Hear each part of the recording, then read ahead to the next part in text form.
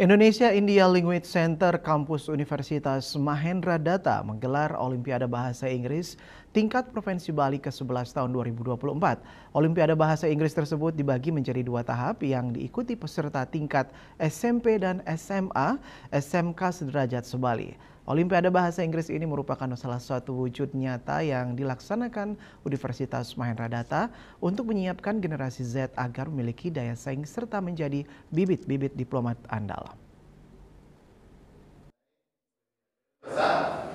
Di tengah tantangan global saat ini, menjadikan sekelompok generasi muda yang tergabung dalam Indonesia India Language Center tetap konsisten untuk mendorong minat generasi muda Indonesia untuk meningkatkan pengetahuan dalam berbahasa Inggris, baik secara lisan maupun tertulis. Salah satunya melalui Olimpiade Berbahasa Inggris.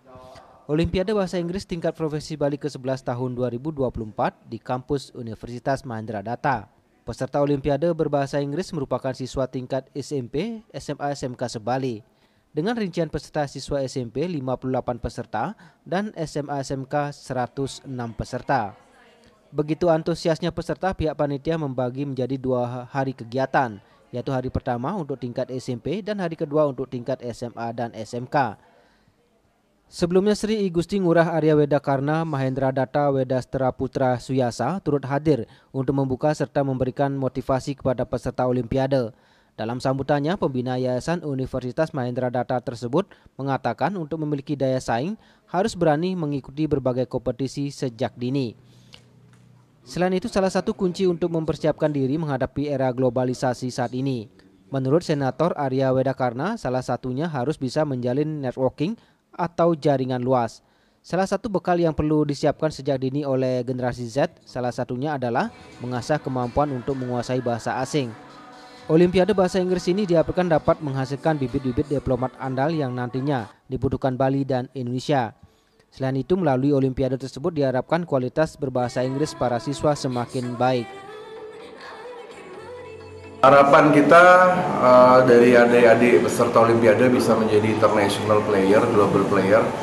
Tentu kemampuan bahasa Inggris itu sangat ditentukan ya, dan memang dari dini ya, dari SMP, SMA. Jadi mereka adalah generasi muda Bali yang terseleksi, yang semoga bisa menjadi diplomat-diplomat buat Bali untuk membela agama, membela kebudayaan, kesenian, membela kepentingan ekonomi Bali di masa depan.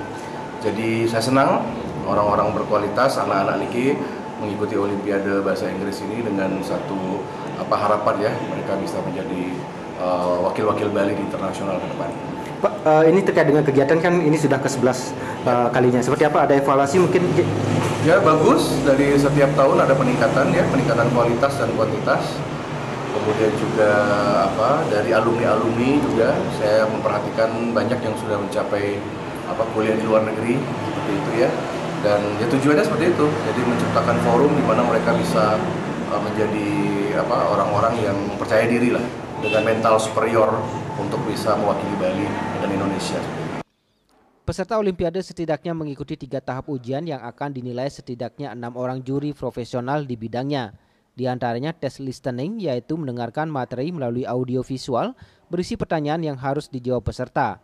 Berikutnya speaking atau tes wawancara yang dilakukan oleh 5 juri kepada peserta, dan writing atau menjawab soal pilihan ganda, dan esai yang telah disediakan panitia. Ari Wiratmaja, Bali TV.